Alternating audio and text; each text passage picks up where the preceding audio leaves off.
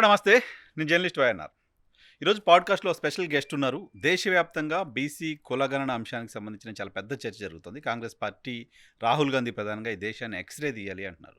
ఈ దేశాన్ని ఎక్స్రే తీస్తే ఎవరు ఎంతమంది ఉన్నారో తెలిస్తే వాళ్లకు ఈ దేశ సంపదలో ఈ దేశంలో ఉన్న అవకాశాల్లో ఈక్వల్ షేర్ రావాల్సిన అవసరం ఉంది అంటూ రాహుల్ గాంధీ చెప్తున్నారు. ఇదే అంశానికి సంబంధించి నేషనల్ ఎక్స్పర్ట్ అడ్వైజరీ కమిటీని ఒకదాన్ని ఫామ్ చేశారు. ఆ కమిటీలో మెంబర్గా ఉన్న ప్రొఫెసర్ కంచె ఐలయ్య గారు ప్రస్తుతం అంతా ఉన్నారు. తెలంగాణ రాష్ట్రంలో కూడా బీసీ కులగణన అంశం కాంగ్రెస్ పార్టీ తమ సక్సెస్గా చెప్పుకుంటోంది. కొన్ని బీసీ సంఘాలు దీనిపైన రకరకాలుగా మాట్లాడుతున్నాయి. ప్రతిపక్షాలు ప్రధానంగా Bharatiya Janata party, BRS party కులగణనను వ్యతిరేకిస్తున్నాయి, సరిగ్గా జరగలేదని చెప్తున్నాయి. దీనిపైన కంచె ఐలయ్య గారితో మాట్లాడదాం. సార్ నమస్తే. సార్, ఏంటి తెలంగాణలో కులగణనని ఎలా చూస్తారు? What is your first impression, first opinion? అంటే వైఎన్ఆర్ 1991లో మొదటిసారి కులగణన జరిగింది దేశంలో. బ్రిటిష్ ప్రభుత్వం చేసింది. అయితే ఆనాడు 1931 ఓకే సారీ 1931లో మొదటి కులగణన జరిగింది. అంతకుముందు సెన్సెస్ జరిగినాయి కానీ కులాల వారి లెక్కలు తీసుకుంటూ వచ్చారు. అది ఆఖరిది. 41లో అసలు సెన్సెస్ జరగలేదు, ఎందుకంటే మొదటి ప్రపంచ యుద్ధం నడుస్తున్న దశ అది. సో భారతదేశంలో బ్రిటిష్ వాళ్ళు సెన్సెస్ చేయలేదు. మళ్ళా 1951లో ఇండియన్ గవర్నమెంట్ చేసింది. కానీ అప్పుడు వాళ్ళు కులాల లెక్కలు తీయొద్దని నిర్ణయించుకున్నారు. ఈ కులాల లెక్కలు తీయడం వల్ల ఆనాడు major decision making forces Nehru క్యాబినెట్లో బ్రాహ్మలు, కాయస్థులు, ఖత్రీలు, అప్పర్ కాస్ట్లు, ద్విజులు అనే వాళ్ళు ఎక్కువ ఉన్నారు. కులాల జోలికి మనం పోవద్దని దాన్ని డ్రాప్ చేశారు. అయితే ఇప్పటి వరకు ఏ ఇష్యూ చర్చకొచ్చిన కులాల గురించి 1931 సెన్సెసే base. Okay. Mandal commission report అంతా తయారు చేసి మొత్తం దేశంలో ఓబీసీల రమారమి పర్సంటేజ్ 52 ఉన్నది అని చెప్పింది కూడా 1931 సెన్సెస్ ఆధారంగా. ఓకే. అప్పుడు ఓబీసీలు అంటే మండల్ దాంట్లో శూద్రులందరినీ కలిపాడు. అంటే ఇక్కడ రెడ్లు, కమ్మలు, కాపులు, వెలమలు, అక్కడ జాట్లు, పటేళ్ళు అందరినీ కలిపి ఆనాడు ఓబీసీలు అన్నారు. అయితే కొంతమంది తర్వాత రిజర్వేషన్ అమలు చేసినప్పుడు మేము దాంట్లో ఉండమన్నారు. మేము బ్యాక్వర్డ్ ఎట్లయితాము, మేము క్షత్రియులంలాగా వెతుకుతున్నాము, మాకు ఆ స్టేటస్ ఉంది అని జాట్లు కానీ, పటేళ్ళు కానీ, రెడ్లు కానీ, వెలమలు కానీ వాళ్ళు రిజర్వేషన్ అడగలేదు, వాళ్ళకి వస్తామనలేదు. లేకపోతే రావాల్సిన వాళ్ళే. శూద్రులు కదా, హిస్టారికల్గా వ్యవసాయ రంగంలో ఉన్నోళ్ళు, ఉత్పత్తిలో ఉన్నోళ్ళు అందరూ ఓబీసీలుగా మండల్ నిర్వచించాడు. అయితే ఆనాడు 1931 లెక్కలు తీసినాడు తెలంగాణ, కొన్ని ప్రాంతాలైన మహారాష్ట్ర, కర్ణాటక నిజాం ప్రత్యేక ప్రభుత్వంలో ఉన్నాయి. అయినా నిజాం పర్మిషన్ తీసుకొని ఇక్కడ కూడా సెన్సెస్ చేశారు. కానీ నేను ఈ మధ్యనే ఇప్పుడు తెలంగాణ గవర్నమెంట్ కాస్ట్ సెన్సెస్ చేసి అసెంబ్లీలో 4 ఫిబ్రవరి నాడు బ్రాడ్ డేటా పర్సంటేజ్ చెప్పారు. చెప్పిన తర్వాత పెద్ద డిబేట్ మొదలైంది. బీజేపీనేమో అసలు బీసీలలో ముస్లింలు ఎట్లుంటారు, అందులో 10% పైన ఎట్లా చేస్తారు. సో బీసీలు చాలామంది ఏమో మేధావులు అనుకునే వాళ్ళు కూడా ముస్లిమేతర బీసీలు 46.25 ఎట్లుంటారు. ఇవన్నీ సమస్యలు వచ్చినప్పుడు యాక్చువల్గా 1931లో చూస్తే ఆనాడు కులాల పేర్లు కూడా ఇవే లేవు. కులం పేర్లు కూడా చేంజ్ ఉన్నాయి సార్. అంటే ఇప్పుడు మహారాష్ట్రలో ఒక పేరు ఉండే, రకరకాల కులాల పేర్లు కూడా ఎదుగుదలలో ఉన్నాయి కదా. ఫార్మేషన్లో ఆనాడు పిలుచుకున్న పద్ధతి వేరు, చెప్పుకున్న మాటలు వేరు. ఎనుమరేటర్స్ కూడా చాలా డీప్ ఫారెస్ట్లకి వెళ్ళి, ఆనాడు చాలా అరణ్య ప్రాంతాలు, రోడ్లు లేవు, అనుకున్నంత మంది ఎడ్యుకేటెడ్ ఎనుమరేటర్ లేరు. ఏదో చేశామంటే ఒక లెక్క చేశారు, ఏం పండించే వాళ్ళు చెప్పారు, తర్వాత కులాల పేర్లు చెప్పారు. రెడ్ల కంటే కాపుల సంఖ్య ఎక్కువ కనపడుతుంది దాంట్లో. రెడ్ల పేరు ఉంది కానీ వెరీ స్మాల్ నంబర్ ఉంది. ఎందుకు ఆనాడు ఎక్కువ కాపులం అన్నారు, రైట్. తర్వాత పాటిల్స్ ఉన్నారు, తర్వాత కర్ణాటక వాళ్ళు ఉన్నారు. ఈ బ్రాహ్మణ కమ్యూనిటీ కూడా మరాఠా కర్ణాటక భాగం, ముఖ్యంగా మరాఠా భాగం ఇక్కడ ఎక్కువ మంది జీవించేవాళ్ళు. Okay. Maratha migration, Brahmin migration united Nizam స్టేట్లో చాలా జరిగింది, హెడ్ క్వార్టర్గా ఉండేది కదా, జరిగింది. సో 1931 సెన్సెస్, కాస్ట్ సెన్సెస్ ఇప్పుడు ఒక క్రిటికల్ లెక్కగా అనాలిసిస్కి తీసుకోవడానికి కుదరదు. ఇక రెండవ కాస్ట్ సెన్సెస్ అని ఏదైతే ఇవాళ కేటీఆర్, హరీష్ రావు అసెంబ్లీలో బయట మాట్లాడుతున్నారో, 2014లో టీఆర్ఎస్ గవర్నమెంట్ ఒకే రోజు మేము కుటుంబ సర్వే చేయిస్తున్నాము, ఎక్కడున్న వాళ్ళందరూ ఆ రోజు వచ్చేయాలి, పిల్ల పాప అన్నీ వెళ్ళిపోయి ఊళ్ళకి వెళ్ళిపోయి ఆ రోజు ఒకే రోజు. అయితే ఆ సర్వేకు మొన్న కాంగ్రెస్ చేసిన సర్వేకు చాలా ప్రధానమైన తేడాలు 2-3 ఉన్నాయి. ఏంటవి? ఒకటి, ఏ రాష్ట్రంలో అయినా సర్వే ఒకే రోజు కొంతమంది పోయి అన్ని ఇళ్ళకి పోయి అందరిని కలిసి సర్వే చేస్తే కుదరదు, సర్వే అనబడదు. అదొక తంతు వ్యవహారం. రెండవది, వాళ్ళకి ఇచ్చిన ప్రశ్నాపత్రము ఇప్పుడు వీళ్ళు ఇచ్చింది చాలా భిన్నమైనవి. వీళ్ళు ఇచ్చిన ప్రశ్నాపత్రంలో 56 ప్రశ్నలు ఉన్నాయి. తర్వాత వాటి వెనుక 4 అనెక్షర్స్ ఉన్నాయి. ఈ అనెక్షర్స్లో బీసీలల్లో ఎన్ని కులాలు లిస్టో ఆ లిస్ట్ ఇచ్చారు, ఎస్సీలల్లో కుల లిస్ట్ ఇచ్చారు, ఎస్సీలల్లో కుల లిస్ట్ ఇచ్చారు, అప్పర్ కాస్ట్ల కుల లిస్టు 18 కులాల పేర్లతో ఉన్నాయి. ముస్లింల బీసీ కులాల లిస్టు వైఎస్ రాజశేఖర రెడ్డి ఉండగా వాళ్ళకు ముందు 5% రిజర్వేషన్ ఇచ్చినప్పుడు కులాల లిస్టులు దాంట్లో తయారు చేశారు. దాన్ని మళ్ళీ కోర్టుకు పోయిన తర్వాత అది 4%కు దిగింది. సో ఈ కాంగ్రెస్ చేయించిన సర్వే క్వశ్చనీరు చాలా సైంటిఫిక్గా స్టడీ చేశారు. నా మిత్రులు కూడా దాంట్లో ఇన్వాల్వ్ అయి ఉన్నారు. తర్వాత కులాల లిస్టులు ఇచ్చారు ఎన్యుమరేటర్కి. ఈ కులాలు మీరు, ఈ కులం మీదేనా, మీరు దీంట్లో ఏ కులం చెందిన వాళ్ళని అడిగారు. అడిగితే వాళ్ళు ఐడెంటిఫై చేసుకున్న దాన్ని వాళ్ళ కులంగా రాశారు, వాళ్ళ సిగ్నేచర్లు తీసుకున్నారు. అది 12 పేజీల బుక్లెట్. అది మొత్తం ప్రశ్నలు, వాళ్ళ ఆస్తులు, వాళ్ళ వివరాలు, వాళ్ళకున్న ఇతర వస్తువులు, ఉద్యోగాలు, చాలా ఒక రకంగా ఎక్కువ ప్రశ్నలు అడిగి కొంత సమస్య తయారైంది. కానీ ఇది చాలా డీటెయిల్డ్ స్టడీ. కేసీఆర్ వాళ్ళు చేసిన దాంట్లో అసలు క్వశ్చనీర్ అనేది ఇంత సిస్టమేటిక్గా లేదు. తర్వాత కులాల లిస్టు వాళ్ళకి ఏమి ఇవ్వలేదు. ఇప్పుడు మీరు బీసీలు అయితే ఏ గ్రూపు, మీ కులం పేరేంది, ఇది బీసీ గ్రూప్లో ఉన్నదా లేదా ఎన్యుమరేటర్ కంపేర్ చేసి చూసుకున్నాడు వాళ్ళ కులం. ఇప్పుడు సపోజ్ నా కమ్యూనిటీ కుర్మా, నేను బీసీ బి గ్రూప్లో ఉన్నాను. మా ఇంటికి వచ్చి ఎన్యుమరేటర్ అడిగితే మీది ఏ కులం అంటే కుర్మా అన్న, బీసీనా అంటే బీసీబీ అని చెప్పింది అనుకో. చెప్తే ఆ నంబర్ చూశారు, ఇదేనా మీది అంటే అవునని చెప్పాను. అట్లా ఒకవేళ కాదంటే దాన్ని నంబర్ వెనక ముందు చూసి కూడా సవరించి రాశారు. ఇదే ప్రక్రియ ముస్లింలకు కూడా రాశారు. విచిత్రం ఏంటి అంటే ఇప్పుడు కాంగ్రెస్ ఎదుర్కొంటున్న 3 పెద్ద ముఖ్య సవాళ్ళు. ఇప్పటి వరకు పర్సంటేజెస్ రిలీజ్ చేశారు, రేపు కులాల వారీగా లెక్కలు కూడా రిలీజ్ చేయాలి. చేసిన తర్వాత ఆస్తులు అనేటివి ఎంతవరకు రిలీజ్ చేయాలి, ఎంతవరకు చేయొద్దు అనేది కాన్ఫిడెన్స్ ఇష్యూ ఒకటి ఉంటుంది కనుక అది గవర్నమెంట్ డిసైడ్ చేస్తుంది. ఏమి రిలీజ్ చేయాలి, ఆస్తుల విషయంలో భూములు ఎంత ఉన్నాయి చెప్పాలన్నా వద్దా. బట్ యాక్చువల్గా ఆధార్ కార్డు లింక్ చేసిన ఫోన్ నంబర్ ఉన్న దగ్గర ఇప్పటికే ఆస్తులు ఆన్లైన్లో ఉన్నాయి పేర్ల ద్వారా.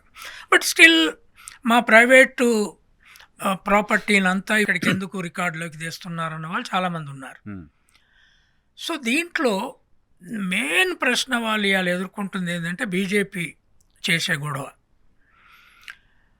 2023 ఎన్నికలకు ముందు నరేంద్ర మోడీ, అమిత్ షా ఇక్కడ నాయకులు వాళ్ళు చెప్పిన దాన్ని నమ్మి ముస్లింలకు రిజర్వేషన్ ఇవ్వడం అనేది కుదరదు, మేము ఇవ్వం. ఇప్పుడు 4% ఇక్కడ ఇచ్చుడు అనేది మేము తీసేసి దీన్ని బీసీలకు ఇస్తాం. అంటే బీసీలలో ఒక ఆశ, మాది ఇప్పుడు 20% ఉన్నది, అది కూడా వస్తే 29కి పోద్ది అని. బట్ అది 50% ఎట్లా పెంచుతారు అనేది లెక్కలేదు. అప్పుడేమో అది ఎడిషనల్ రిజర్వేషన్ లాగా చూపెట్టారు. బట్ స్టిల్ 50% లోపట్నే అంత ప్రాబ్లం నడుస్తుంది అది. బట్ బీసీలు అంతా ఏమనుకుంటున్నారంటే అమిత్ షా చెప్పాడు, ముఖ్యంగా ప్రధానమంత్రి చెప్పాడు, 2024 ఎన్నికల ముందు కూడా అదే ప్రచారం చేశారు. అదే తర్వాత మేము బీసీ ముఖ్యమంత్రిని చేస్తామని ఇక్కడ ప్రచారం చేశారు. ఈ అన్నిటిని వెయిట్ చేసుకొని వాళ్ళు ఇప్పుడు ఈ లెక్క అసెంబ్లీలో వచ్చిన తెల్లారి నుంచి ఆ రోజు నుంచి కూడా అసెంబ్లీలో కూడా అసలు 10.08% ముస్లింలు ఓబీసీలలో ఎట్లొచ్చారు, 2.48% అప్పర్ కాస్ట్ ముస్లింలను ఎట్లా తేలుస్తున్నారు. కాంగ్రెస్ ప్రభుత్వం మొత్తం ముస్లింలను బీసీలుగా చూపెడుతున్నది, ఉన్న బీసీల రిజర్వేషన్లు ఎగ్గొట్టే ప్రయత్నం చేస్తుందని ప్రచారం మొదలైంది. బీజేపీ అది బీసీలలో ఒక సెక్షన్ నమ్మే అవకాశం, అంటే ఆ పార్టీ వాదనను వినేవాళ్ళు నమ్మే అవకాశం ఉంది. రెండవది కేసీఆర్ చేసుకొచ్చిన ప్రచారము, తను 2014లో చేసిన లెక్కలు ఎక్కడ రిలీజ్ చేయలేదు. వాళ్ళ అంచనాకు లోపల పెట్టుకున్నారు, వాటిని ట్యాబ్లెట్ చేసుకున్నారా, ఎటువంటి టేబుల్స్ వేశారు, ఏం చేశారు, there is no evidence for outsiders to understand. దాని పర్పస్ వాళ్ళు చెప్పినప్పుడు తెలంగాణలో ఎవరు ఏంటి ఎలా ఉన్నారో తెలిస్తే వాళ్ళ స్థితిగతులను బేస్ చేసుకొని మనం కార్యక్రమాలు డిజైన్ చేసుకోవచ్చు, దానికోసం ఆ సర్వే చేస్తున్నాం అని చెప్పారు. అప్పుడు కూడా ఆస్తులు, ఇంట్లో కుక్కలు, మేకలు, గొర్రెలు, బర్రెలు ఎన్ని ఉన్నాయో కూడా దాంట్లో సర్వేలో మెన్షన్ చేశారు. నో, బట్ బ్రాడ్గా ఆనాడు కులం కనుక వాళ్ళు ఎన్యుమరేట్ చేసి ఉంటే, కులము లిస్టులు ఇవ్వకుండా ఎన్యుమరేటర్కి ట్రైనింగ్ ప్రాపర్గా చేయకుండా అట్లా సర్వే చేయడం అనేది సాధ్యం కాదు. వాళ్ళు ఎంత చేసినా ఒక్కరోజు సర్వే ఎర్రర్స్ ఉంటాయి. It is not a survey at all, it is only a sample kind of study. అది సర్వే. ఇప్పుడు కాంగ్రెస్ ఏం చేసింది, 56 క్వశ్చన్స్ అనెక్షర్లో 4 అనెక్షర్లు కులాల వారీగా ఎస్సీ, ఎస్టీ, బీసీ, ఓసీ మొత్తం కులాల లిస్టుల పేర్లు ఎన్యుమరేటర్కి ఇచ్చి వాళ్ళని ట్రైన్ చేసి ఒక్కొక్క ఎన్యుమరేటర్కి 150 కుటుంబాల బ్లాక్ను ఏర్పాటు చేసి 50 రోజులలో ఆ 150 కులాల సమగ్ర సర్వే తయారు చేసుకురమ్మని చెప్పారు. దాన్ని సోషియో ఎకనామిక్ కాస్ట్ సర్వే అని దానికి పేరు పెట్టారు. సో దాంట్లో ఆస్తుల వివరాలు అడగడం అనేది నెగిటివ్ ఇంపాక్ట్ ఎక్కువ తీసుకొచ్చింది సార్. చాలామంది ఆస్తుల వివరాలు చెప్పుకోవడానికి ముందుకు రాకపోవచ్చు, పైగా మనకు వస్తున్న సంక్షేమ కార్యక్రమాలు పోతాయేమో ఇది చెప్తే అనే భయం కూడా ఈ కమ్యూనిటీస్లో ఎక్కువగా ఉంటుంది కదా. అది ఉంది. అంటే ఆస్తులు, ముఖ్యమంత్రి కూడా అసెంబ్లీలో ఏం చెప్పాడు, ఆస్తుల వివరాలు మా దగ్గర రహస్యంగా ఉంటాయి, అవి మేము పాలసీ ఫ్రేమ్వర్క్లో బీదవాళ్ళ కోసం చేయడానికి కావలసిన ఆలోచన గురించి వాడుకుంటాము, అది రైట్ టు సీక్రసీ అనే ప్రిన్సిపల్ ఉంది కనుక వాటిని మేము రిలీజ్ చేయమంటున్నారు. అయితే ఇప్పుడు బీహార్ గవర్నమెంట్ ఏమో కొంత ఎడిషనల్ డేటా రిలీజ్ చేసింది, కాస్ట్లు, ఎడ్యుకేషను, ఎంప్లాయ్మెంట్ కూడా ఇప్పుడు రిలీజ్ చేయాలి, అది కూడా అడిగారు. సో రేపు గవర్నమెంట్ ఎటువంటి డిసైడ్ చేస్తుంది, ఏం చేస్తుంది అనేది ఎక్స్పర్ట్ కమిటీగా మేము కూడా కొంత డేటా చూసిన తర్వాత it is all confidential. We also don't really reveal everything that we study there, but the basic information ఎంత రావాలి ప్రజలకు అనేది ప్రభుత్వము బయట పెట్టాల్సిన అవసరం ఉంది కనుక అది కమిటీగా మేము కూడా చూస్తాం. ఎందుకంటే ప్లానింగ్ కమిషన్ చేసింది. ప్లానింగ్ కమిషను మినిస్టరు బట్టి విక్రమార్క గారే ఈ కమిటీ చైర్మన్గా ఉన్నాడు తెలంగాణకి వరకు. సో ఇది ఎగ్జామిన్ చేయాల్సిన అవసరం ఉంది. కానీ సార్, సెన్సెస్ అనేది central government job, central government చేయాలి. ఏ రాష్ట్రానికి ఆ రాష్ట్రం క్యాస్ట్ సెన్సెస్ ఇంకో సెన్సెస్ చేసి వాటిని కేంద్రాన్ని అప్రూవల్ చేయండి అంటే డిఫికల్ట్ అవుతుంది కదా, కేంద్ర ప్రభుత్వం ఒప్పుకునే పరిస్థితి కూడా ఉండదు కదా. సో అది రాష్ట్రాలు చేసి ఇప్పుడు తెలంగాణలో కాంగ్రెస్ పార్టీ చేస్తుంది. It's a political game. నిజానికి భారతీయ జనతా పార్టీని డిమాండ్ చేయాలి, దేశవ్యాప్తంగా జరగాలి కదా, సెంట్రల్ జాబ్ కదా అది అనేది. నో, యాక్చువల్గా రేపు కోర్టుకు ఏదైనా ఇష్యూ మీద ఈ డేటా పోతే కోర్టు రాష్ట్రాల ఎన్యుమరేషన్ డేటాను అబ్సల్యూట్ సైంటిఫిక్ కాన్స్టిట్యూషనల్లీ వ్యాలిడ్ డేటాగా తీసుకోకపోవచ్చు.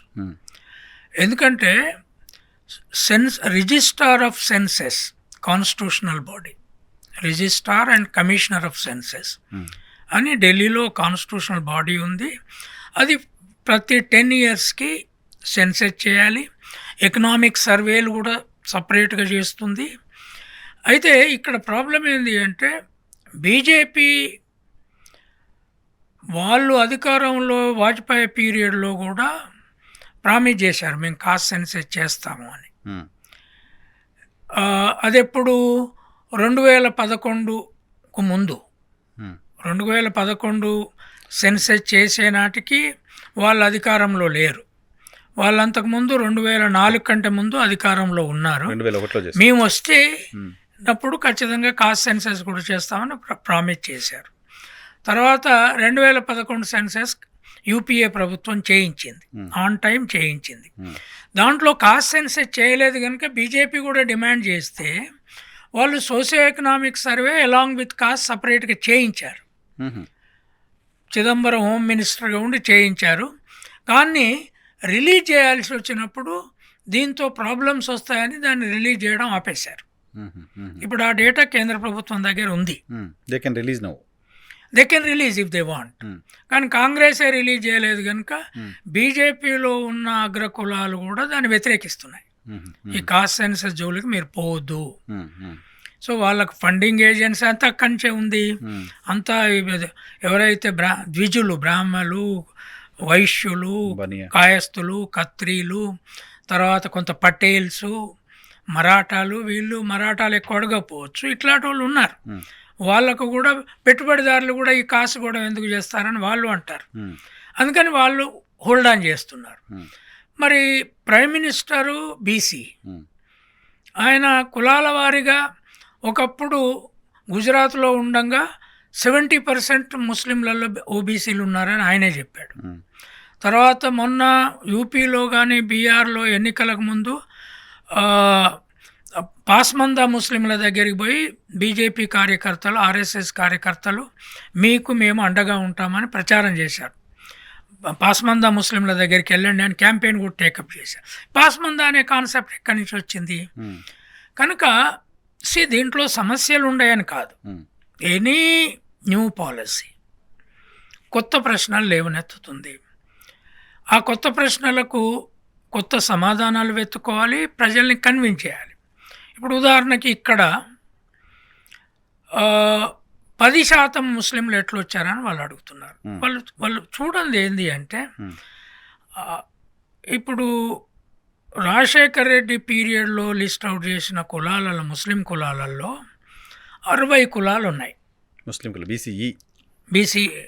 బీసీఈల దాంట్లో 14 గ్రూపులు ఉన్నాయి, 60 కులాలు ఉన్నాయి. ఈ అన్ని కులాల పేర్లు దాదాపు అడుక్క తినే కులాలు, ఆర్టిజాన్ కులాలు. ఏది మంగళోళ్ళు, ముస్లిం ధోబీ ఉన్నారు. తర్వాత దూదేకుల, గుడ్డేలుగులను ఆడిచ్చేవాళ్ళు, రకరకాల పేర్లు. ఈ ఊబిది పొగలేసుకుంటూ తిరిగేవాళ్ళు. తర్వాత నెమలీక కట్టలు పట్టుకొని తిరిగేవాళ్ళు. తర్వాత కూరగాయలు అమ్ముకుంటూ రోడ్ల మీద తిరిగేవాళ్ళు. సో విచిత్రం ఏంది అంటే, తెలంగాణలో అంటే ముఖ్యంగా హైదరాబాద్ కేంద్రంగా 2.48 మాత్రమే పఠాన్లు, తర్వాత మొఘళ్ళు, సయ్యదులు, షేకులు లాంటి కులాలు ఉన్నాయని తేలింది. మిగతా వాళ్ళంతా వాళ్ళ కులాలను ఐడెంటిఫై చేసుకున్నారు, రిజిస్టర్ చేసుకున్నారు. వాళ్ళందరూ కూడా ఈ కుల వృత్తులలోనే బతుకుతున్నారు. వాళ్ళ దగ్గర ప్రాపర్టీస్ ఎంత ఉన్నాయో రేపు చూస్తే మనకు అర్థమవుతుంది. అంటే కంపారేటివ్గా నాన్ ముస్లిం బీసీలతో చూస్తే కూడా పావర్టీలో ఉన్న సెక్షన్ ఉండొచ్చు, బాగా స్కోప్ ఉంది. ఆ డేటా చూడాలి. కనుక బీసీలలో ముస్లింలలో బీసీలే ఉండడానికి వీల్లేదు అంటే ఈ ముస్లింలు వీళ్ళంతా ఈ కింది కులాలోళ్ళు, బెగ్గర్సు, తర్వాత ఆటలాడించేటోళ్ళు, కథలు చెప్పేటోళ్ళు, దూదేకులోళ్ళు ఎప్పటి నుంచో బీసీబీలో ఉన్నారు. అట్లాంటి కులాలు చాలా ఉన్నాయి, 10-20 కులాలు అప్పటికి ఉన్నాయి నేను చదువుకున్న నాటి. వీళ్ళందరినీ మనము అసలు సిటిజన్గా కూడా గుర్తించం కదా. అట్లా అంటే వాళ్ళ స్థితిగతులు మనకు తెలుసు. అయితే ఎప్పుడు కన్వర్ట్ అయ్యారంటే వీళ్ళు బీజేపీ అర్థం చేసుకోవాల్సింది, బీసీలు కూడా జనరల్గా అర్థం చేసుకోవాల్సింది, బీసీ మేధావులు ప్రజలకు కాన్షియస్గా చెప్పాల్సింది, నిజాం కాలంలో బతుకు తెరువు కోసం ఇస్లాంలోకి పోయి లుంగీలు కట్టుకొని టోపీ పెట్టుకొని ఈ వృత్తులు చేసుకొని నిజాము కొంచెం హెల్ప్ వచ్చింది. అంటే ముస్లిం కానోని కంటే ముస్లిం అయినోనికి సానుభూతి ఎక్కువైంది. భూమి మీద పుల్లర్ ఉందనుకో, 2 ఎకరాలు 3 ఎకరాలు ఉంటే ముస్లిమేతరుల మీద పుల్లర బలవంతంగా వసూలు చేశారు. ఆనాడు ఆఫీసర్లంతా ముస్లింలు అయిన దగ్గర చూన్నట్టు వదిలేశారు. రైట్. తర్వాత చిన్న అయిపోతే ఉద్యోగాలు ఇచ్చారు. ఉర్దూ చదువుకుంటే ఉద్యోగాలు ఇచ్చారు. ఉర్దూ వచ్చిందంటే ప్యూన్లు ఉద్యోగాలు. నేను మా ఊళ్ళో స్కూల్లో నేను 60లో స్కూల్కి పోయినప్పుడు ముస్లిమే ప్యూను, కొత్తగా పెట్టిన ప్యూను. ఇంకెవరు వేలే వాళ్ళు వచ్చి ప్యూన్లు చేశారు. మాదిగలేమో మా ఊళ్ళో మాదిగలే ఉన్నారు. వాళ్ళు ప్యూన్ ఎట్లుంటారు, పిల్లగాళ్ళని ఎట్లా పట్టుకుంటారు అనే రోజులు అవి. రైట్. సో ఈ రకరకాల ఉద్యోగాల కోసం ఈ మనతోటి ఉన్న నిన్న మనతోటి ఉన్న వాళ్ళు నిజాం పీరియడ్లో దాదాపు 300 సంవత్సరాల పాలనది. రైట్. ఏదో మొఘల్ పీరియడ్తో ఎండ్ అయింది కాదు. ఇక్కడ బ్రిటిష్ రాజ్యంలో బతికిన వాళ్ళు గారు వీళ్ళు ముస్లింలు అయితే ఇవాళ రోడ్ల మీద కూరగాయలు అమ్ముకునేటోళ్ళు, పళ్ళు అమ్ముకునేటోళ్ళు, చిన్న క్రాస్ రోడ్ల దగ్గర నిలబడి అమ్ముకునేటోళ్ళు మెజారిటీ ముస్లిం పిల్లలే. రైట్. సైకిళ్ళు బాగు చేసేటోళ్ళు. వీళ్ళందరినీ మనము 4% రిజర్వేషన్ దగ్గర మొత్తము వాళ్ళ జీవితాలను ధ్వంసం చేద్దామా? కాదు. Not only Bharatiya Janata party, even BC మేధావులు, బీసీలు చాలామంది వాళ్ళు బీసీలు ఎలా వస్తారని అడుగుతున్నారు. అదే నేను అనేది.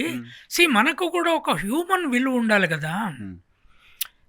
మానవ విలువలు లేకుండా మనము తోటి మానవులను, అంటే వాళ్ళు ముస్లిం రాజుల కాలంలో, నిజాం కాలంలో మనల్ని ఇబ్బంది పెట్టుండు, నిజమే. నేను మా ఏరియాలో కూడా చూశాను. తహసీల్దార్లు వాళ్ళే ఉండేది, గిరిదవార్లు వాళ్ళే ఉండేది, కొంత చాలా పోలీసు ఆఫీసర్లు కూడా వాళ్ళే, అమీన్ సాబులు వాళ్ళే ఉండేది. ఇబ్బందులు పెట్టిండ్రు. కానీ ఇవాళ మనము మానవులుగా బతికే రోజు వచ్చింది. వాళ్ళని అది చేయబట్టి నువ్వు ఆ మత నమ్మకం వదిలేసి ఇప్పుడు ఇటనమ్మంటావా? అనలేం కదా. సో ఇది ఒక ప్రత్యేక రాష్ట్రం. రేపు ఆంధ్రప్రదేశ్లో కూడా ఇదే కులాలను పెట్టుకొని లెక్కలు తీస్తే బహుశా ఇంత రాకపోవచ్చు. ఆంధ్రప్రదేశ్ బ్రిటిష్ గవర్నమెంట్ కింద ఉన్న ప్రాంతము, right, almost 200 years. It's not a small period in human life. 75 years స్వాతంత్రంలో ఇన్ని మార్పులు వచ్చినాయి సమాజంలో. రైట్. దిక్కులేని గొర్రెల కాపర్లు, తర్వాత ఊరు బయట ఉండేటోళ్ళు, బుడుబుక్కలోళ్ళు, వీళ్ళంతా ఏదో చదువుకుంటున్నాం ఇవాళ. ఈ మార్పు వచ్చింది కదా. డెమోక్రసీ తెచ్చిన మార్పు, అక్కడ బ్రిటిష్ తెచ్చిన మార్పు భిన్నంగా ఉంది. ఇదే లెక్క రాకపోవచ్చు. కానీ ఇక్కడ ఈ లెక్క వస్తే ఇది రేవంత్ రెడ్డి ముస్లింలలో చేర్చాడు, కాంగ్రెస్ చేర్చింది, రాహుల్ గాంధీ ముస్లింలకు ఇస్తున్నాడు, రాహుల్ గాంధీ ముస్లిం కనుక, అంటే ఇంత అన్యాయంగా మాట్లాడుకోవడం అనేది తోటి మానవులు వాళ్ళ జీవితం మనకు అర్థమైతలేదు. ఒకటి వ్యాలిడ్ మీరు చెప్తున్నట్టుగా దూదేకుల అనే కమ్యూనిటీ ముందు నుంచి బీసీలో ఉంది. ఎప్పటి నుంచి వస్తుంది? ముస్లింలకు 4% రిజర్వేషన్ లేని రోజుల నుంచి వాళ్ళు బీసీలో. నా క్లాస్మేటు నర్సంపేట హై స్కూల్ నుంచి వరంగల్లో బీఎస్సీ పిల్లగాడు చదువుకున్నాడు. ఆయన దూదేకుల, నేను కుర్మ ఇద్దరం బీసీపీలమే. కానీ తెలంగాణలో బీసీ మేధావులుగా ఉన్న వాళ్ళు, బీసీలు సివిల్ సర్వీసెస్లో పనిచేసిన వాళ్ళు కూడా కొంతమంది బీసీ మేధావులు చెప్తున్న మాట ఏంటంటే బీసీల జనాభాని తగ్గించేశారు, ఓసీల జనాభాని పెంచారు. ఎలా జరుగుతుంది అది చెప్తాను నేను. ఇప్పుడు బీసీల జనాభా ఈ లెక్కల ప్రకారము 46.35, నేను నోటికి చెప్తున్నా, ఒక అంచా ఇటు కావచ్చు అటు కావచ్చు. వీళ్ళు 10.08, మొత్తం కలిసి 56.56 ఎంతో ఉన్నది, 56 దాటింది. నా మండల్ కమిషన్ బీసీలను ఎక్కడ లైన్ డ్రా చేసింది 52 దగ్గర. దాంట్లో ఆ లెక్క చూస్తే రెడ్లు, వెలమలు, కమ్మలు కూడా బీసీలలో ఉండాలి. ఉంటే 52 దగ్గర లైన్ డ్రాప్ కావాలి. అయితే వీళ్ళు చెప్పే లెక్క ఏంది అంటే కేసీఆర్ 7% అన్నాడు కదా, 93% ఎస్సీ ఎస్టీ బీసీ మైనారిటీలు కలిపితే 93%, 7% అప్పర్ కాస్ట్లు అన్నారు కదా. సో ఇప్పుడు నాన్ ముస్లింలది ఈ గింత తక్కువ ఎట్లా వస్తుంది అనేది వీళ్ళ వాదన. ఒకటి, ఇంతకుముందు నువ్వు ఏ లెక్కల ఆధారంగా చెప్తున్నావు? కాంక్రీట్గా తీసిన ఇంకో లెక్క ఉండాలి కదా, కంపారిజన్ ఇంకోటి ఉండాలి కదా, ఇంకో లెక్క ఉండాలి కదా. సపోజ్ ఇప్పుడు తెలంగాణ గవర్నమెంట్ ఈ లెక్కలు తీసింది, ఇవి కాంక్రీట్గా తప్పని ప్రూవ్ చేయాలి అంటే కేంద్రము రేపు ఈ 2025 చేయబోయే సర్వేలో కాస్ట్ సర్వే కూడా చేస్తే ఈ స్టేట్ కూడా దాంట్లో వస్తుంది. అప్పుడు ఈ డేటా ఆ డేటా మనం కంపేర్ చేయొచ్చు. కానీ 1931 డేటానో కేసీఆర్ డేటానో మొత్తము అసలు సర్వే గాంధీ ఎప్పుడో ఇంప్రాపర్గా జరిగిన 1931 బేస్ చేసుకొని ఈ కంపారిజన్ చేయడం అనేది టోటల్గా సైంటిఫిక్గా తప్పు. సో మీరు నమ్ముతున్నారా సార్ ఇది పర్ఫెక్ట్గా జరిగిన survey? See anything Narasimha Rao cannot be perfect, but it is more scientifically as much as possible for a government they have attempted. So 1931తో కేసీఆర్ చేసిన సర్వేతో కంపేర్ చేసినప్పుడు చాలా ఇంప్రూవ్మెంట్. చాలా 50 days ఇల్లు తిరిగారు కదా. తర్వాత 150 హౌస్లకు ఒక వ్యక్తిని పెట్టిన 50 days ఇచ్చారు, రైట్? అందరి చేత మంత్రియో లేకపోతే ఎమ్మెల్యేనో వాళ్ళ వెంట తిరిగి చేయలేరు కదా. సో ఇది ఇంకొక విషయం. 7% ఆనాడు అంటున్నాడు. ఆనాడు కేసీఆర్ మొత్తం అప్పర్ కాస్ట్లను జనరల్ ఓసీలో 21% చూపెట్టారు అంటున్నాడు. దేన్ని కలిపి? ముస్లింలు మొత్తం జనరల్లో పెట్టాడు ఆయన. బీసీఈని అసలు కన్సిడర్లోకి తీసుకోలేదు. అది బీజేపీ తత్వం. అది నీ దగ్గర బీసీఈ రిజర్వేషన్ నువ్వు ఇస్తున్నావు కదా ఆనాటికి. అలా బీసీలు ఉన్నారనే విషయం ఎన్యుమరేషన్లో తేలాలి కదా, నువ్వు ఎందుకు తేల్చలే? That's a great blunder. తర్వాత అది ఈ 7 కలిస్తే 21% జనరల్ అని చూపెట్టారు. ఇప్పుడు వీళ్ళు తక్కువ చూపెడుతున్నారు అనేది ఇష్యూ. వీళ్ళు జనరల్ ఎంత చూపెట్టారు, ఈ లెక్కలలో ఎంత వచ్చింది? నేను మొన్న సిస్టమేటిక్గా చూస్తే ప్లానింగ్ కమిషన్లో 13.31 అప్పర్ కాస్ట్లు. ఈ అప్పర్ కాస్ట్లలో 18 కులాలు ఉన్నాయి. ఒకటి చాలామంది గమనించింది ఏంటి అంటే 2014 నుంచి 2025 నాటికి చాలామంది అప్పర్ కాస్ట్లు హైదరాబాద్కు మైగ్రేట్ అయ్యారు. ఎక్కడి నుంచి? గుజరాత్, రాజస్థాన్, మహారాష్ట్ర. రిటైర్ అయిన వాళ్ళంతా హైదరాబాద్ కేంద్రంగా చూస్తున్నారు. తర్వాత నిన్నగాక మన ఎకనామిక్ టైమ్స్లో లెక్కలు వచ్చినాయి. Hyderabad is the most density city in the country. ఒక స్క్వేర్ కిలోమీటర్కు 18,600 అబవ్ ఉంది. ఢిల్లీ 11,900 అంతే ఉంది. ఈవెన్ బాంబే కూడా అంత లేదు. ఈ డెన్సిటీ ఎక్కడి నుంచి వచ్చింది? 1914 నాటికి 2014 నాటికి లేదు అది. సో అప్పర్ కాస్ట్ మైగ్రేషన్ తర్వాత ఈ సాఫ్ట్వేర్ ఎంప్లాయీస్ అందరు తెలంగాణలో ఉన్నారు కదా, ఇండ్లు తీసుకున్నారు కదా, వాళ్ళు సర్వేలా లేరా? వాళ్ళకు చిట్లేసి సర్వే చేశారు కదా. సో వాళ్ళు ఇక్కడ నేటివిటీని తీసుకుంటున్నారంటారా? వాళ్ళు ఇక్కడ నేటివిటీని తీసుకుంటున్నారు అనుకుంటా. సర్వే చేసినప్పుడు పాపులేషన్లో స్టేట్లో ఉన్నోళ్ళనే చూస్తారు. దానికి ఇక్కడ సిటిజన్షిప్ తెలంగాణ అనేది లేదు. బయట నుంచి వచ్చిన వాళ్ళు ఇక్కడ ఇప్పుడు మనకు ఆంధ్రప్రదేశ్ నుంచి వచ్చిన వాళ్ళే చాలా మంది ఇక్కడ నేటివిటీని తీసుకోవట్లా, వాళ్ళ ఓన్ ప్లేస్ నరసింహారావు ఇప్పుడు ఒక్కడు చూడు, మార్వాడీలు 2014 నుంచి ఇప్పటికి ఎంత ఎక్కువ కనపడుతున్నారు చూడు. మార్వాడి షాపుల సంఖ్య చూడు, మార్వాడి జనం సంఖ్య చూడు. అయ్యంగారు అయ్యర్ తోటి మొదలవుతుంది అప్పర్ కాస్ట్ లిస్టు. మార్వాడీలు, రెడ్లు, కమ్మలు కూడా తెలంగాణ వచ్చినప్పుడు ఇక్కడి నుంచి అందరు పోతారు అనుకున్నాం, ఇప్పుడు ఎక్కువ మైగ్రేట్ అయినరు.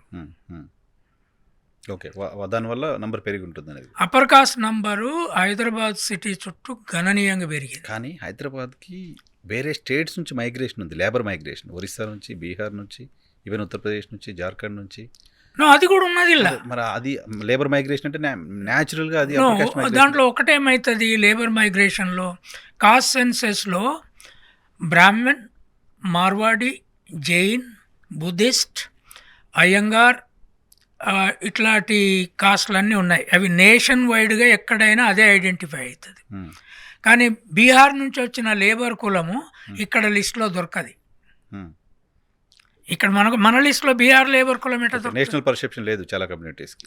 ఇతర కులాలకు ఎక్కడిది? ఈవెన్ దళిత్కుంటుంది కదా, దళిత్కుంటుంది, బీసీ ఉండదు. మాదిగా నువ్వు మాదిగా అని అడుగుతావు, కాదు నేను చమార్ అంటాడు. చమార్ అనేది ఉన్నది ఇలా, కొన్నిటికి ఉన్నది. For example Reddy Uttar Pradesh migrate అవుతాడు, వాళ్ళ లిస్టులు అప్పర్ కాస్ట్ లిస్ట్ ఇస్తారు. రెడ్డి లేదల్లా, వెలమ మైగ్రేట్ అవుతారు, వెలమ ఉండదు. కుర్మ మైగ్రేట్ అవుతారు, ఉండదు. యాదవ్ కూడా గొల్ల అనేది ఉండదు, యాదవ్ అని చెప్పుకుంటూ ఉంటుంది. కనుక లేబర్ మైగ్రేషన్లో కాస్ట్లో ఎన్లిస్ట్ కావడం అనేది చాలా తక్కువ. Upper caste migration, caste name is very common. Are you Jain, are you Vaishya? దాంట్లో వైశ్య, కోమటి, బనియా, మార్వాడి అన్నీ ఉన్నాయి కాస్ట్ లిస్ట్లో ఇచ్చిన దాంట్లో. So naturally the number goes up. Okay, బీసీలకి ఏంటి సార్ ఈ సర్వేతో, ఈ క్యాస్ట్ సెన్సెస్తో బీసీలకు అడిషనల్గా వచ్చే బెనిఫిట్ ఏంటి, ఏం కనపడుతుంది? ఏమి బెనిఫిట్ లేకపోతే బీసీలే కదా డిమాండ్ చేసింది కాస్ట్ సెన్సెస్ కావాలి నేషన్ వైడ్గా.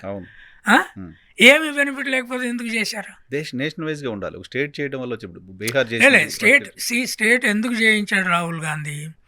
ఇది ఒక ఎగ్జాంపుల్ కావాలి. ఎంతమంది ఉన్నారు, రైట్? తర్వాత వాళ్ళు ఐడియల్గా 42% లోకల్ బాడీస్ దాన్ని సెట్ చేయడానికి, తర్వాత ఎకనామిక్ డెవలప్మెంట్ను డైవర్సిఫై చేయడానికి కాస్ట్ నంబర్స్ అక్యురేట్గా పెట్టుకొని సాధ్యమైనంత ఎకనామిక్ డైవర్సిటీని పెంచుదాము. ఎంత పెంచుతారు అనేది సపోజ్ ఇప్పుడు నా అంచనా ఏంది అంటే, ఇది అవుతుందా ఎంత అవుతుంది అనేది ఒక అంశం. ఈ కాస్ట్ లెక్కలు వచ్చిన తర్వాత కాంక్రీట్గా ఇప్పుడు నాన్ ముస్లిం ఓబీసీలు 46% ఉన్నారు. ఆ 46%లో 42% లోకల్ బాడీస్ ఈ ఆధారంగా ఇవ్వచ్చు అని వీళ్ళు సెంటర్కు రాశారు. సెంటర్ పర్మిషన్ ఇవ్వాలి, కోర్టులు ఒప్పుకోవాలి, అదొక లిటిగేషన్ ఉంది. వాళ్ళు ఎన్నికల్లో ఎన్ని ప్రచారం చేసినా it is not a free hand, దానికి లిమిటేషన్స్ ఉన్నాయి. But they are making an effort. Okay, మనం అది కూడా చూడాలి. అది బీజేపీ గవర్నమెంట్ అయినా చూడాలి. రేపు బీజేపీ గవర్నమెంట్ ఇట్లాంటి ఎఫర్ట్ పెట్టినా మనం కాదనలేం కదా. They are doing some effort. రెండవది, ఈ లెక్కలు వచ్చిన తర్వాత ఎడ్యుకేషన్ ఫీల్డ్లో పరిస్థితి ఏంది, ఎంప్లాయ్మెంట్లో ఫీల్డ్లో పరిస్థితి ఏంది, ఆఫీసర్స్ లెవెల్లో పోస్టింగ్లలో కొంత కీలకంగా చూడాల్సిన అవసరం ఉంది. అంటే పర్టికులర్లీ రాహుల్ గాంధీ, నేను ఆయనతో కొన్నిసార్లు చర్చించాను కనుక చెప్పగలుగుతున్నాను. He wants genuine diversification in postings, in employment. కాస్ట్ల ఓబీసీల సంఖ్య పెరగాలి కీలకమైన పదవులలో. ఆయన రిపీటెడ్గా 90 మంది ఢిల్లీలో నిర్ణయం తీసుకుంటున్నారు, దాంట్లో బీసీలు లేరు, ఇక్కడ కూడా అట్లా ఉండొద్దు అనేది. సో వాళ్ళది కర్ణాటక గవర్నమెంట్ ఉంది, ఇక్కడ ఉంది. ఒక కాడ చేస్తే ఒక ఎగ్జాంపుల్ సెట్ అవుతుంది అనేది process. Because by all means ఇక్కడ రెడ్లు గణనీయంగా అడ్మినిస్ట్రేటివ్ స్ట్రక్చర్లో ఉన్నారు. కేసీఆర్ ఉన్నప్పుడు ఉన్నారు, కేసీఆర్ లేనప్పుడు ఉన్నారు, రెడ్డి ముఖ్యమంత్రి ఉన్నప్పుడు ఉన్నాడు. కానీ ఒకటి డెఫినెట్గా మనము మెచ్చుకోదగ్గది ఏంటి అంటే రేవంత్ రెడ్డి రిజర్వేషన్ ఓన్ చేసుకుంటున్నాడు. బీజేపీ వస్తే రిజర్వేషన్ పోద్ది, బీసీల రిజర్వేషన్ అని, ఎస్సీల రిజర్వేషన్, కాన్స్టిట్యూషన్ పోద్ది అనే దాంట్లో బలంగా మాట్లాడాడు. దాన్ని మనం ఉట్టిగా రఫ్ షాట్గా తీసేయలేము. కేసీఆర్ మాట్లాడలేదు, రైట్? ఇంకా అక్కడ సిద్ధరామయ్య కూడా అంత గట్టిగా మాట్లాడలేదు. ఆయన రిజర్వేషన్లో లేడు కనుక మనము శత్రు క్యాంపులో పెట్టడం అనేది కరెక్ట్ కాదు. There is a human being stand. That stand, how genuine, how he will implement within the next 5 years, what kind of ఎటువంటి చేంజెస్ వస్తాయి అనేది వేచి చూద్దాం. కానీ అది కాకుండా ఇప్పుడు ఒక విచిత్రమైన ఏంటి అంటే బీసీ మేధావులే కొంతమంది ఈ క్వశ్చనేర్ చేయడంలో ఇన్వాల్వ్ అయి ఉన్న వాళ్ళు నా ఫ్రెండ్స్ కూడా వాళ్ళు అసెంబ్లీలో ఈ పర్సంటేజెస్ రాగానే వీళ్ళే ప్రెస్ కాన్ఫరెన్స్ పెట్టి ఈ సర్వే అంత బోగస్ అంటే మరి మంచిగా చేసిన సర్వే ఏది దేశంలో? కులాల సర్వే 1931 లేదు కేసీఆర్దా? కేసీఆర్ బయట పెట్టలేదు అసలు, బయటకి అఫీషియల్గా అక్కడ అసెంబ్లీలో పెట్టలేదు. అదే అంటే కొంచెం మనం ఒప్పుకుండాలి. ఇప్పుడు మనం ఒక డిమాండ్ చేసిన తర్వాత ఆ గవర్నమెంట్ దాన్ని ఎట్లా, ఇప్పుడు పర్సంటేజెస్ వచ్చినాయి, కులాల లెక్కలు రాలేదు, కులాల వారీగా ఏం చెప్తున్నారు, మా కులాన్ని తక్కువ చేసి చూపెట్టినరట, రైట్? నాకు కాల్ చేసి లీడర్లు కూడా అగో మన కులం గింతే చూపెడుతున్నారట. ఏంది అంటే ఎంత చూపెడుతున్నారట? అగో గింతే అట. అంటే నేనన్నా మరి ఎంత ఉండాలి అంటే ఓ చాలా లక్షలలో ఉన్నది అది లెక్క. ఎక్కడి నుంచి వచ్చింది ఆ లెక్క? తెలియని ఒక దీంట్లో ఉన్న బీసీలో 60% ఉన్నారు అనే ఒక దీనిలో ట్రావెల్ అవుతున్నారు, లెక్క ఏమన్నా లేకపోయినా. ఇప్పుడు చెండుగా 46 కనపడేసరికి తగ్గించేశారు. నేను ఇప్పుడు ఐ కెన్ అండర్స్టాండ్, కులాల మీటింగులు పెట్టుకొని 300 కాపుల దగ్గర నుంచి చాకలి, మంగలి, గొల్ల, కుర్మ, ముదిరాజ్ అందరూ కూడా మాదింత అంటే మాదింత. ఎవ్వరు 20 lakh తక్కువ ఎవరు చెప్పుకుంటలేరు ఏ కులం. అది లెక్కేస్తే తెలంగాణ జనాభా కంటే ఎక్కువ ఉంటుంది. జనాభా ఎక్కడ ఉంటుంది అది? ఇప్పుడు యాక్చువల్గా లెక్కలో తేరింది ఏంది, మాదిగలే 40 lakhs దగ్గర తేలారు. అది ఒక్కటే బిగ్గెస్ట్ కాస్ట్. తెలంగాణ మాలలు 20కి ఇటు అటు ఉన్నారు. మొన్న 61 lakhs ఏమో వచ్చింది వాళ్ళ లెక్క, రైట్? రెండు కలిపి. మిగతా కులాలు ఎన్ని ఉంటాయి అనేది లెక్క కాంక్రీట్గా ఇప్పుడైతే తీశారు కదా, అది చెప్పిన దాన్ని మేము లెక్కను నమ్మామంటే అంటే రేపు కేంద్ర ప్రభుత్వం కాస్ట్ లెక్కలు చేస్తుంది, లెక్కలు చేసి రిలీజ్ చేస్తుంది. సపోజ్ నా కులమే ఉంది, కురుమలు, ఒక 5 లక్షలు 6 లక్షలు ఉందని దాంట్లో లెక్క వస్తుంది. నేను పోయి ఏం చేయాలి? నేను పోయి ఉరేసుకోవాలనా? లెక్క వస్తుంది కదా. That is what this enumerated account is. ఇప్పుడు దానికి మీద తిరుగుబాటు చేసి లెక్కలు తీసిన గవర్నమెంట్ను రోజు తిట్టుకుంటూ కూర్చుంటాం. రేపు పొద్దున కేంద్ర ప్రభుత్వం చేసే సెన్సెస్లో ఓసీల నంబర్ దీనికంటే తక్కువ వచ్చింది అనుకోండి, బీసీల నెంబర్ దీనికంటే ఎక్కువ వచ్చింది అనుకోండి, న్యాచురల్గా ఓసీస్ అంతా దీన్ని అపోజ్ చేయడానికి ఇంకేదో చేయడానికి కూడా ఉంటుంది కదా న్యాచురల్గా. ఓసీల సంఖ్య దీనికంటే తక్కువ వస్తే వీళ్ళంతా అపోజ్ చేస్తారు కదా. ఎట్లా వచ్చింది దాన్ని? నేను అనేది ఏంటి అంటే ఇవాళ రాహుల్ గాంధీ కూడా ఒక leader reform language Gandhi reform language మాట్లాడిండు. నేను ఆయన ఐడియాలజీతో అంగీకరించలే, బట్ ఆ రిఫార్మ్స్ కొంత పనిచేసినాయి అనేది అంగీకరిస్తా. అంబేద్కర్ మన జీవితాలను మార్చిండు అనేది అంగీకరిద్దాం. పూలే మన జీవితాలను మార్చిండు, సావిత్రిబాయే మనకు చదువుల దేవత, ఇంకో దేవత మనకు లేదు అని మనం అంగీకరిస్తాం. ఇవాళ రాహుల్ గాంధీ ఒక లెక్క చేయించిండు. It's not a joke. Even to conduct a Reddy chief minister in a dominant state of Reddys is not a joke. Definitely appreciate చేయాలి దాన్ని కాంగ్రెస్. ఇప్పుడు వాళ్ళు వద్దంటారండి, వాళ్ళు వద్దన్నారు. ఎందుకు ఈ కులాల జోలికి పోతున్నారు, లెక్కలు ఎందుకు? బట్ అక్కడ రాహుల్ గాంధీ పట్టుబట్టాడు. అది ఏమన్నా కానీ మనము అన్న మాట మీద కొన్ని బేసిక్ ఇష్యూస్ మీద నిలబడదామని ప్రయత్నం జరుగుతుంది. బీసీ మేధావులకి ఎవరైతే ఆందోళనలో ఉన్నారో, ఒక అనుమానాలు ఉన్నాయో, వాళ్ళకు మాట చెప్పండి మీరు అంటే ఏం చెప్తారు?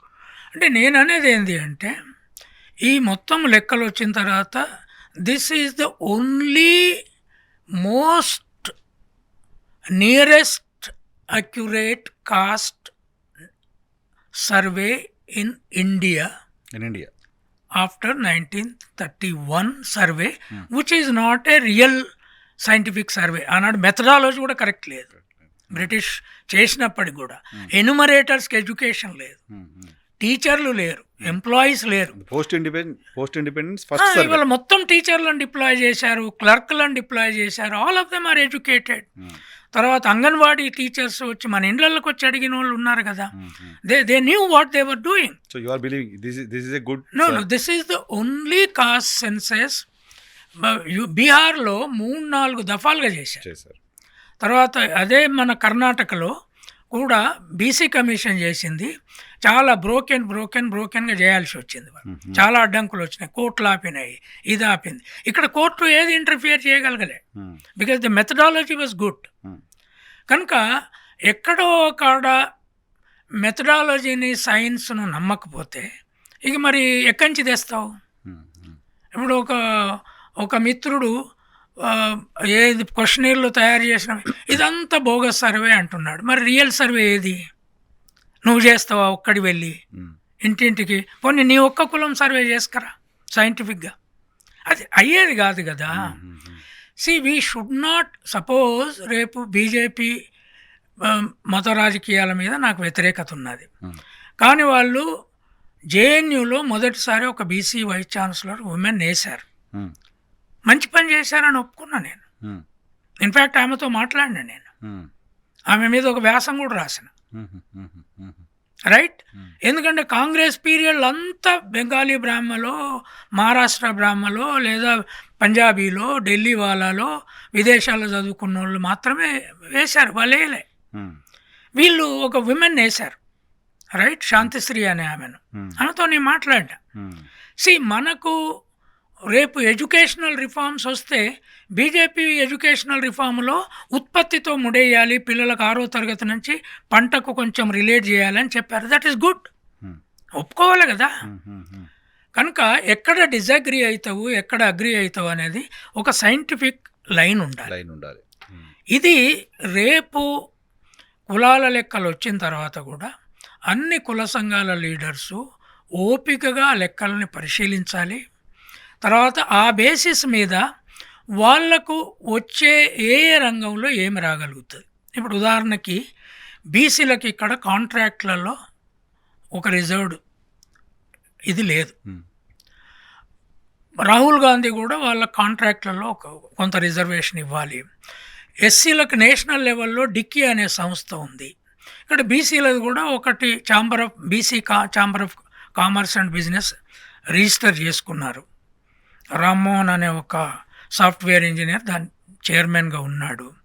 తర్వాత ఎస్సీలకు కొంత కాంట్రాక్ట్లో, ఎస్టీలకు కొంత కాంట్రాక్ట్లో వాటా ఇవ్వాల్సిన అవసరం ఉంది. అవి ఏ లెవెల్ కాంట్రాక్ట్లు ఇప్పించాలి అంటే, కొంచెం ప్రాజెక్ట్ కట్టాలి అంటే ఇమీడియట్గా ఇన్ఫ్రాస్ట్రక్చర్ ప్రాబ్లం ఉంటుంది.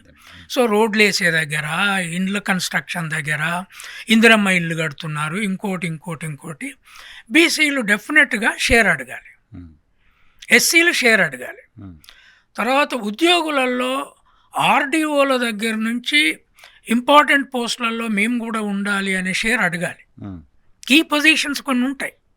Right?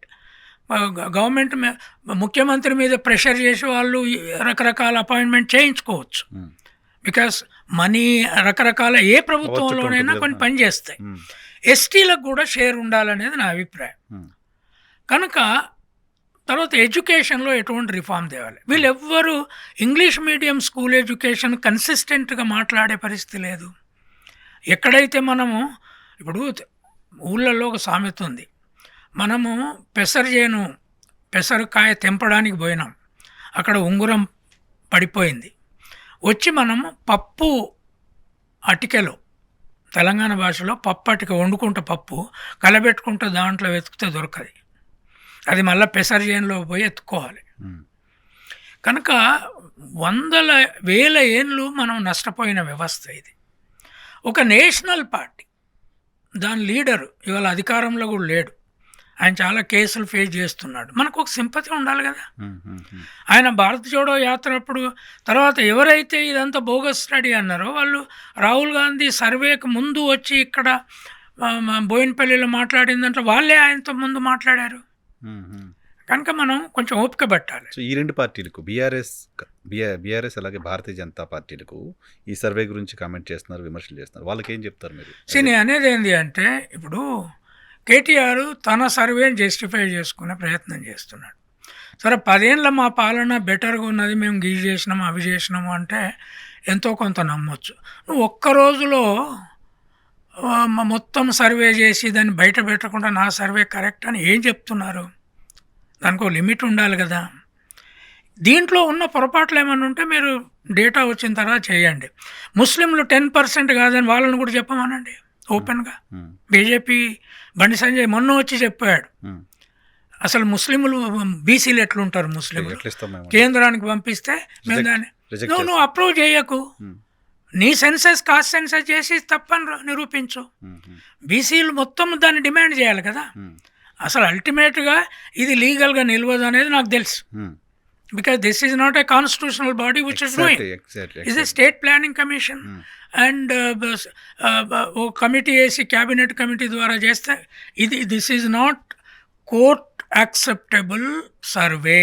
That is my understanding. But it is the best scientifically done survey also. దాని బేసిస్ మీద మన పిల్లల భవిష్యత్తు వెల్ఫేర్ సిస్టమ్ని ఎట్లా చేద్దాం అన్నీ ఒకసారి రావు, రైట్? మనం ఒకేసారి ఎల్కేజీ నుంచి బిఏలో జంప్ కాలే. కానీ ఇక్కడ ఒక ఇష్యూ ఉంది సార్, కాంగ్రెస్ పార్టీ సీరియస్గా ఉంది, రాహుల్ గాంధీ గారు చాలా సీరియస్గా ఉన్నారు, ఒక ఎఫర్ట్ వాళ్ళు అధికారంలో ఉన్న స్టేట్లో చేశారు.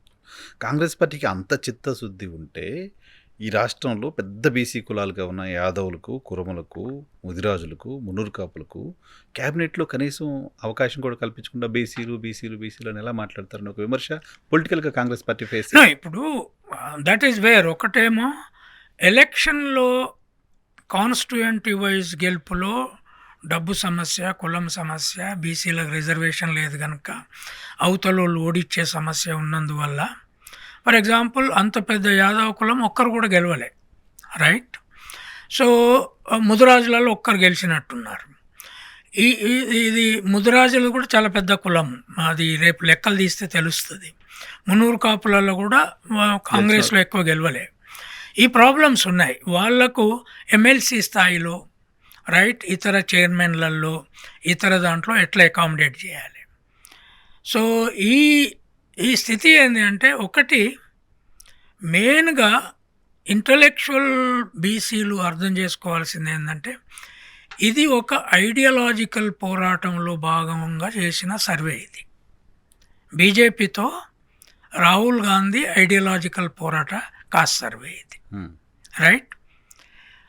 కాగానే ఇంప్లిమెంటేషన్ స్ట్రక్చర్లో అంతా ఆయన కూడా చేయలేడు. రేపు ఒక ఇంటినే ఒక వ్యక్తి చేయలేనప్పుడు ఆయనే వచ్చి అన్ని చేయలేడు. రెండవది, కాంగ్రెస్ చాలా ఓల్డ్ పార్టీ. ఆ పార్టీ హిస్టారికల్గా ఏంది అంటే, పార్టీ నిర్మాణం కంటే పార్టీలో గెలిచిన వాళ్ళ ఫ్యామిలీ అభివృద్ధి ఎక్కువ చూసుకుంటారు. చరిత్రలో అట్లా జరిగింది. బీజేపీ స్ట్రక్చర్ భిన్నంగా ఉంటుంది. అది ఫ్యామిలీల మీద కంట్రోల్ పెట్టి పార్టీకి డబ్బు సంపాదిస్తుంది. పార్టీ ఆఫీసులు కట్టేశారు దేశం అంతటా. కమ్యూనిస్టులు పార్టీ ఆఫీసులు కట్టి కార్యకర్తలు సంచేసుకునే తిరుగుతారు. కాంగ్రెస్ పార్టీకి లేదు. కాంగ్రెస్కు పార్టీ ఆఫీస్ ఉండదు. లీడర్కు మాత్రం వచ్చే ఎన్నికలకు డబ్బు ఖర్చు పెట్టేంత డబ్బు ఉంటుంది. పెద్ద పెద్ద కార్లు ఉంటాయి, 2-3 ఉంటాయి, పిల్లలకు ఇవి ఉంటాయి. అది అట్లా ఎదిగింది. దాన్ని ఇప్పుడు మార్చడానికి ఒక ఐడియాలజికల్ ఫార్మేషన్ మొదలైంది. నేను ఇవాళ యూట్యూబ్లో మీనాక్షి నటరాజన్ ఉపన్యాసం విన్నాను. ఆమె లైఫ్ స్ట్రక్చర్, ఆమె అపియరెన్స్ చూశాను. నేను ఐ వాజ్ రియలీ ఇన్స్పైర్డ్. అంటే కాంగ్రెస్లో కూడా ఆమె లిటరల్గా చూడబోతే ఆమె కమ్యూనిటీ ఏమైనా కావచ్చు, కానీ మన ఆదివాసీ ఏరియా నుంచి వచ్చిన అమ్మాయిలాగా ఉండి చాలా ఐడియాలజికల్గా మాట్లాడేది. మీరు నన్ను రిసీవ్ చేసుకోవడానికి ట్రైన్ దగ్గరికి రావద్దు, ఎయిర్పోర్ట్కు రావద్దు. ఆ బ్యాగులు సి దెర్ ఈస్ కొంచెం రాహుల్ గాంధీ ఒక స్టైల్ ఫార్మేషన్లో రిఫార్మ్ చేయాలని ప్రయత్నం చేస్తున్నాడు. సిన్సియర్ ఎఫర్ట్ ఉంది ఆయనకి. దట్స్ ఓ ఈ టీ షర్టు, ఈ మామూలు ప్యాంటు, ఎవరితోటైనా మాట్లాడము, అది there is a process in it. చివరిగా సార్, జయప్రకాష్ నారాయణ గారు, తెలుగు రాష్ట్రాలకు సంబంధించిన జయప్రకాష్ నారాయణ గారు కూడా ఈ క్యాస్ట్ సెన్సెస్ని అపోజ్ చేస్తూ ఉన్నారు ఆయన. ఇప్పుడు ఇంటలెక్చువల్గా ఉన్న వాళ్ళల్లో కమ్మలు కానీ, రెడ్లు కానీ, బ్రాహ్మలు కానీ కాస్ట్ ఉన్నాయని అంగీకరిస్తారా? తాము ఒక కాస్ట్లో జీవిస్తున్నామని చెప్తారా? అదే టైంలో దాన్ని బయట జీవిస్తారా? తర్వాత కాస్ట్ లెక్కలు తీయాలని ఎక్కడన్నా ఓపెన్గా అంటారా? కాస్ట్ మీద ఒక్క వ్యాసమన్నా రాస్తారా జీవితంలో? రాయరు.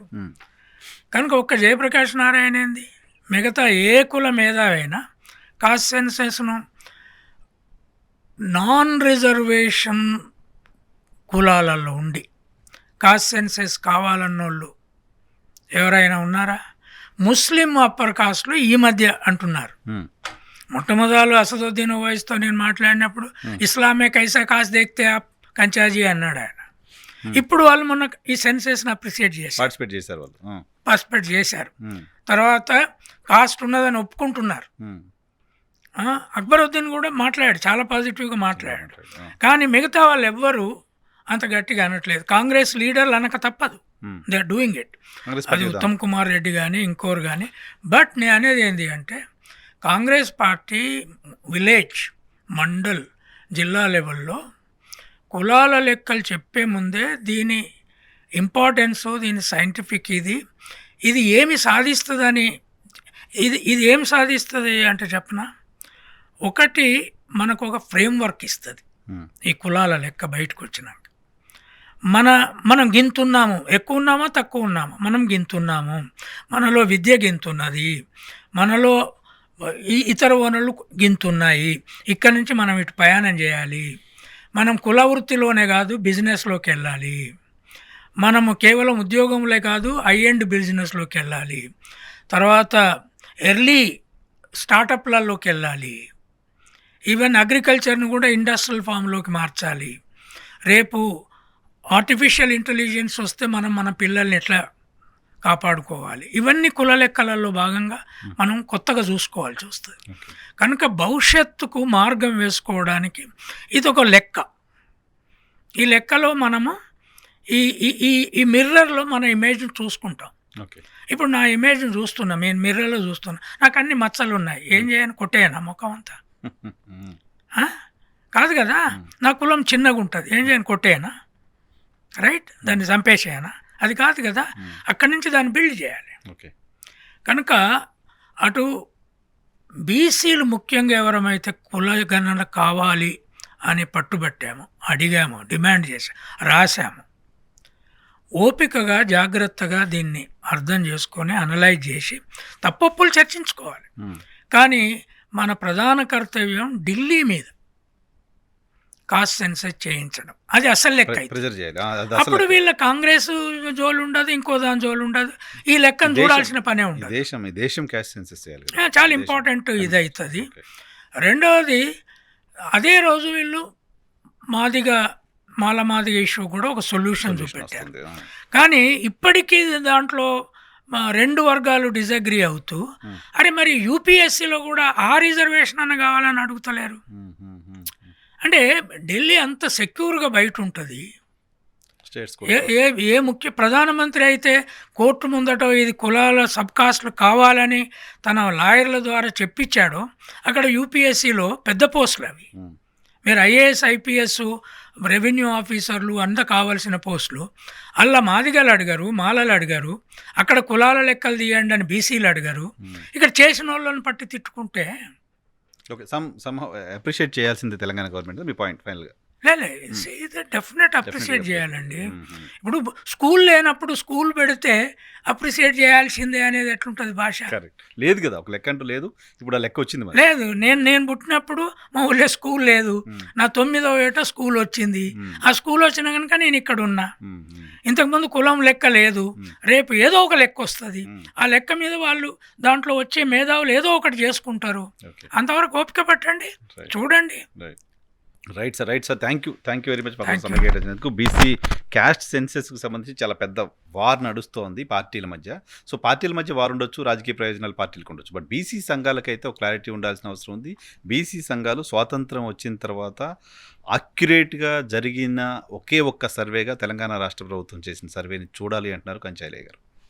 Thank you sir. Thank you.